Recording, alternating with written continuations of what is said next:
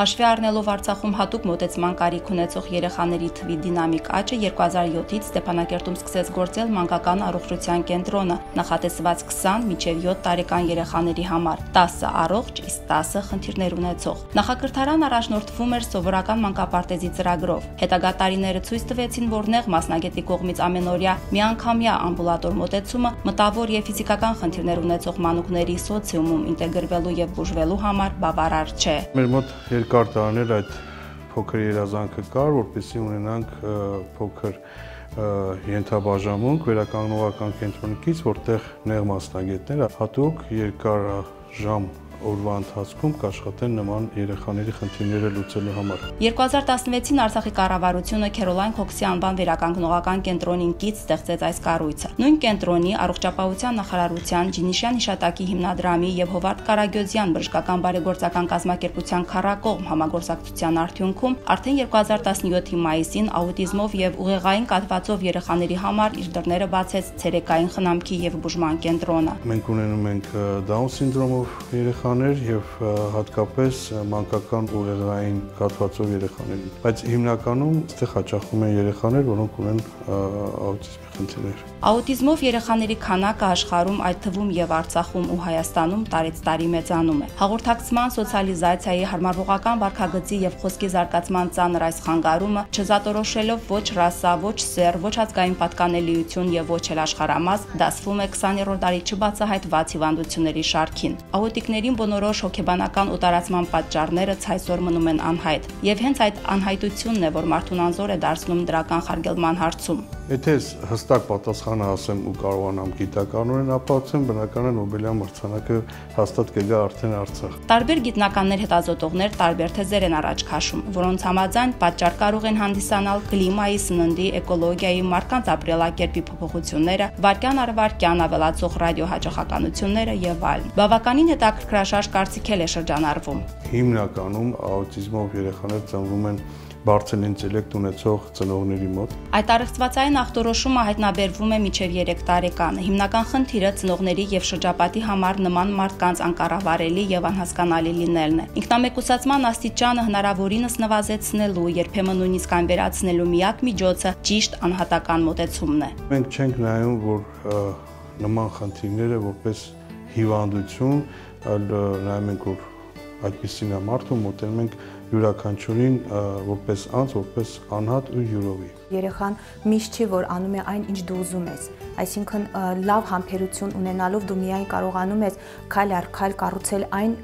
ինչ դու ուզում ես, ինչ նպատակ դու դնում ես։ Լոգոպեդից բացի քայլ առ քայլ իրենց նպատակներին հասնելու առաքելությամբ են կենտրոնում աշխատում նաև էրգոթերապևտն ու ֆիզիոթերապևտը, հոգեբանն ու սոցաշխատողը, նաև հատուկ մանկավարժները։ Նրանք իրենց աշխատանքային օրերը նվիրում են այս անմեղ հրեշտակներին, դառնալով նրանց համար եւ դաստիարակ, եւ ուսուցիչ, եւ ընկեր։ Շատ գոհ ենք մանկավարժներից, մեր դաստիարակներից, տնօրինությունից,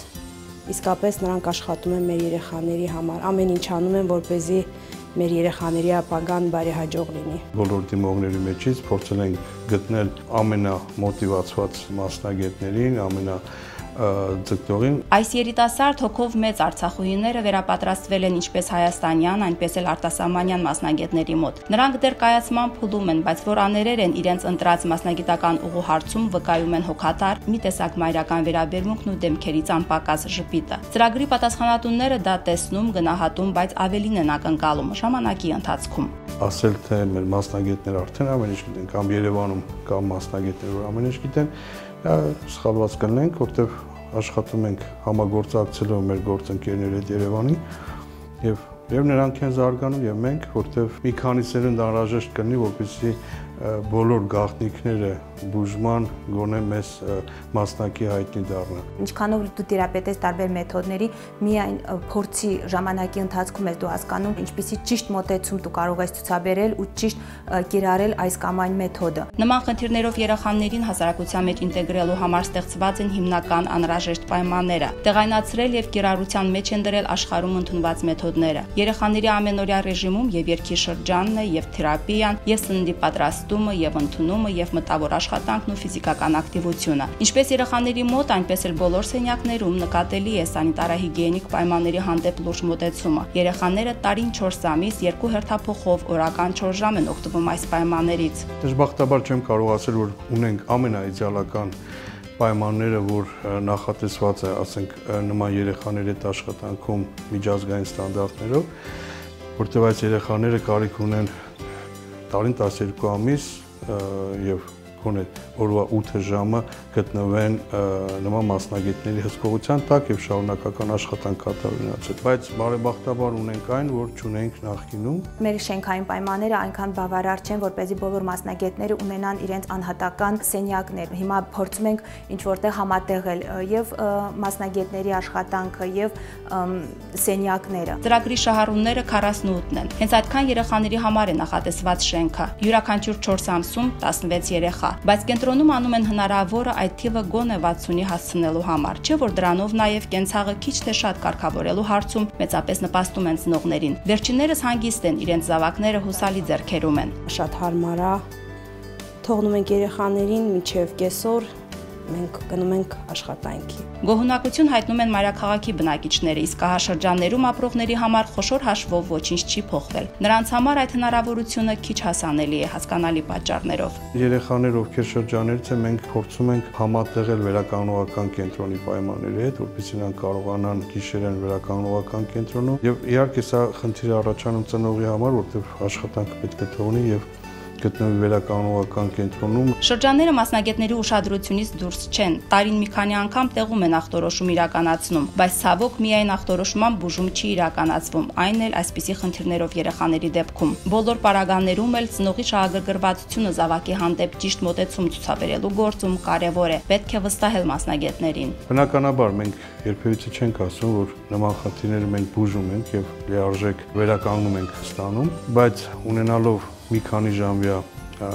ինտենսիվ աշխատանք, մենք շատ կարճ ժամանակ հետո տեսնում ենք բավական դրական տեղաշարժ։ Բայց հարցը մյուս կողմն էլ ունի։ Կենտրոնի տնօրենի հավաստմամբ հաճախ ծնողները խուսափում են իրենց երեխաների վարքագծում տարօրինակությունների մասին բարձրաձայնելուց։ Ոմանք կոմպլեքսավորում են, ոմանք էլ իրազեկվածության պակաս ունեն ու անտարբերության են մատնում։ Եվ բոլոր այս բացերի արդյունքում երեխայի մոտ խանգարումը խորանում եւ ավելի դժվար բուժելի է դառնում։ Այնինչ իրենք մասնագետներն են խոստովանում, որ առանց ընտանիքի հետ սերտ ու նպատակային համագործակցության սայլը տեղից չի շարժվի։ Համագործակցում ենք ծնողների հետ, փորձում բացատրել ինչպիսի աշխատանք, ինչպիսի մեթոդներ են կատարվում, որպեսզի այդ աշխատանքների շարունակությունը ծնողները ունենան նաև տանը։ Կենտրոնի գործունեության առաջին 5 տարիների համար են հովանավորները մասամբ ֆինանսավորում։ Արդեն 6-րդ տարուց ֆինանսավորումն ամբողջությամբ պետությունը կապահովի։ Այս հեռանկարը մշուշոտ չէ, նրա հստակությունը այսօրվա իրողությամբ է ամրապնդվում, նկատում են առողջապահության նախարարությունում։ Երեխաների թիվը ավելանում է, արդյունքները երևում է արդեն, ծնողները շատ գոհ են, անհրաժեշտ է դրան ստեղծելը։